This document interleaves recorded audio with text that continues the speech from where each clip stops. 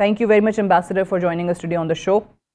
سب سے پہلے تو یہ فرمائیے گا کہ ہر طرف جہاں پہ بھی نظر دوڑائی جائے تو دنیا ایک کیوس میں مبتلا آپ کو نظر آتی ہے. مڈل ایسٹ کی آپ بات کر لیں ایران اسرائیل صورتحال ہمارے سامنے ہے, روس یوکرین معاملہ بھی چل رہا ہے, 3 سال ہو گئے, پھر ہمارے خطے میں آ جائیں پاکستان بھارت کی جنگ ہو چکی ہے. ہر طرف لگ رہا ہے کہ جی وار وار وار, دفاعی اسلحہ خریدو, دفاعی صلاحیت بڑھاؤ. Why diplomacy is not considered the first option anymore؟ جی شکریہ سعدیہ. یہ جو عالمی نظام میں ہمیں افراتفری نظر آ رہی ہے, اس کے آپ نے بہت سارے محرکات بتائے. میرے نزدیک 3 ایسے محرکات ہیں جو سفارتکاری کو کام نہیں کرنے دے رہے. ایک تو ہے یونیلیٹرلزم یعنی یک طرفہ کاری, اور وہ آپ کو یاد ہے کہ امریکہ نے جب عراق پہ حملہ کیا 2003 میں, تو اس وقت اقوام متحدہ کی سیکیورٹی کونسل نے ان کو کہا کہ آپ مت جائیے وہاں پہ, اور لیکن وہ چلے گئے. یعنی بین الاقوامی قوانین کی انہوں نے پرواہ نہیں کی. دوسرا یہ ہے کہ ان کو ایک خالی صرف شک تھا کہ عراق میں ویپنز آف میس ڈسٹرکشن ہے, تو جس کا مطلب کہ آپ پری ایمپٹیو بھی کر سکتے ہیں. جی.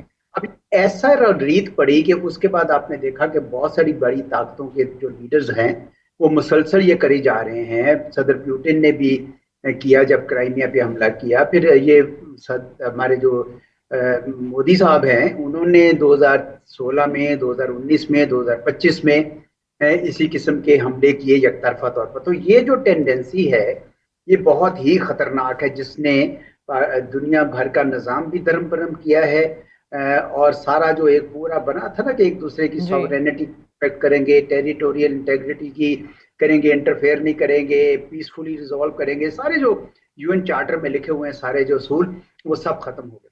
دوسری جو بڑی چیز ہے وہ بھی آپ نے ذکر کی ہے, وہ ہے میسو ملٹری بلڈ اپ. پچھلے 9 سال سے مسلسل جو دنیا میں ملٹری سپینڈنگ ہے اس میں اضافہ ہو رہا ہے بہت زیادہ. اب یہ یاد رکھیے کہ یہ سب کہاں پہ نکلے گا؟ صحیح بات ہے انہی جنگوں میں نکلے گا جن کا آپ ذکر کر رہی ہیں, مختلف جگہوں پر جنگیں ہو رہی ہیں, تو اس کا جو قتل و غارت ہوگی وہ بھی آپ سوچ لیں کتنا خون بہے گا. اور تیسرا جو بڑا ہے وہ ہے فار رائٹ ٹینڈنسیز, یعنی ایکسٹریمسٹ قسم کی جو گورنمنٹس آ رہی ہیں. آپ نے نیتن یاہو کو دیکھ لیا, آپ نے مثال بھی دی اس کی کہ کس طرح کا وہ گورنمنٹ ہے. ایون US میں بھی فار رائٹ ٹینڈنسیز ہیں. ہمارے پڑوس میں ہندوستان میں ایک ایڈیولوجیکل گورنمنٹ ہے ہندتوا ڈریون, وہ بھی بڑی فار رائٹ گورنمنٹ ہے. زینوفوبیا ہے, ہیٹڈ فار آؤٹ سائڈرز بہت بڑھ گئی ہے, اسلاموفوبیا. تو یہ جو تینوں ٹرینڈز ہیں نا, اس نے سفارتکاری کی جگہ بڑی محدود کر دی ہے, اور طاقت کے استعمال جو ہے اس سے معاملات طے کیے جا رہے ہیں. اس لیے بہت ہی خطرناک ماحول ہے, اور جب تک کوئی نیا عالمی نظام نہیں آتا جو دوبارہ رول بیسڈ ہو, کسی قاعدے قانون کے تحت ہو, اس وقت تک یہ بہت نقصان بھی ہو سکتا ہے دنیا کو اس قسم کی افراتفری سے. That's true. اچھا یہ بتائیے, پریزیڈنٹ ٹرمپ نے اپنے اس دوسرے دور اقتدار میں آنے کے بعد اپنے جو یورپین ایلائز ہیں ان سے تھوڑی دوری اختیار کی.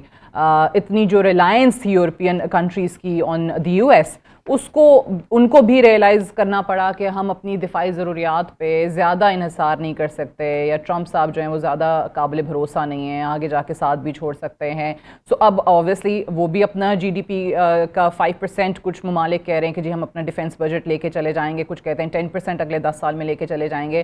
تو یہ بھی الارمنگ سچویشن ہے. اب روس کا ہی یہ خوف ہے یا کوئی اور وجہ بھی ہے کہ یہ صرف اور صرف روس کے خوف میں ہو رہا ہے, US پہ ریلائنس نہیں ہے, یا کچھ اور ہے؟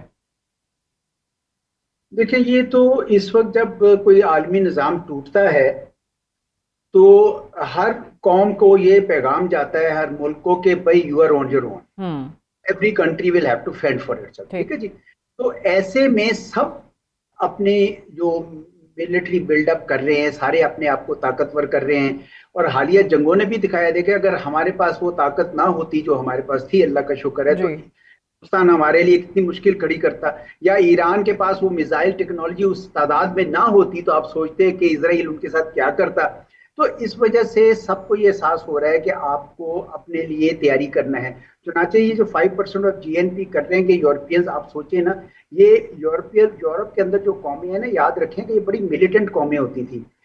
دونوں جنگیں عظیم جو ہوئی ہیں وہ یورپ کے اندر ہی ہوئی ہیں, اور اگر آپ دوبارہ اگر ملٹرائز کر رہے ہیں, خصوصاً جرمنی کو کر رہے ہیں, तो आप ये सोच लीजिए कि आइंदा के लिए किस किस्म का माहौल बनने वाला है। तो ये खाली रूस की बात नहीं है। ठीक है। ये देखें, पहले तो जो जंगें अजीम हुई हैं वो दोनों यूरोप के अंदर हुई हैं ना जी, वो कोई बात नहीं हुई। तो इस वजह से रूस तो एक उसका पहलू है, लेकिन अब सब ताकतों को ये एहसास हो रहा है कि अगर हम अपने आप को ताकतवर ना करेंगे तो हमारी जो वेटेज है दुनिया में वो कम हो जाएगी, हम अपने आप को दिफा नहीं कर सकेंगे और हमारा जो वजन कम हो जाएगा। अभी तक तो अमेरिका के सिक्योरिटी अम्ब्रेला की वजह से यूरोप जो है महफूज था और सारे अपने वो पैसे वेलफेयर प्रोजेक्ट्स पे खर्च करते थे, आपने देखा बड़ी खुशहाली थी वहां पे। अब जब वो डिफेंस की तरफ ज्यादा एक्सपेंडिचर जाएगा तो आप देखेंगे कि वेलफेयर ओरिएंटेड वहां पे भी काम कम हो जाएंगे, राइट विंग टेंडेंसीज भी ज्यादा आएंगी, जो बाहर से लोग जो कि आबाद हुए हैं जाके डेवलपिंग कंट्री से, उन लोगों के लिए भी मुश्किलात पैदा होने का बहुत अंदेशा है। लेकिन सबसे बड़ा खतरा जो मैंने कहा कि आप जर्मनी को मिलिटराइज कर रहे हैं, उधर से आप जापान को भी मिलिटराइज कर रहे हैं।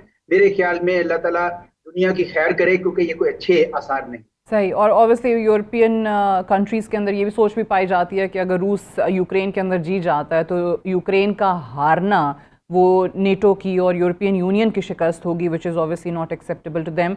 ये बताइएगा, अभी हमने रूस का ही जिक्र किया है, तो रूस और ईरान की जो एक पार्टनरशिप हमने देखी, इनफैक्ट ईरान ने अपने ड्रोन्स भी दिए रूस को अगेंस्ट, उनकी मदद की, और ईरान का इस वक्त गिला भी यही आ रहा है कि जनाब हमने रशिया को सपोर्ट किया, ड्रोन्स दिए अगेंस्ट यूक्रेन, लेकिन जब हमारी बारी आई तो हमें रूस से वो मदद नहीं मिली है, और यही वजह है कि वो चाइना की तरफ भी जा रहा है। तो ये जो चाइना और ईरान का अब आपको एक दिफाई पार्टनरशिप नज़र आ रही है, डिफेंस सिस्टम उनसे लेने की बात की जा रही है, फाइटर जेट्स जो है वो चाइना से लेने की बात की, पार्टनरशिप को आप कैसे देखते हैं? देखिए, ये पार्टनरशिप इसी वजह से पैदा हुई है क्योंकि अमेरिका बड़ी आखिरी हद तक चला गया। जब उसने खुद उसमें शामिल हुआ जंग में जी।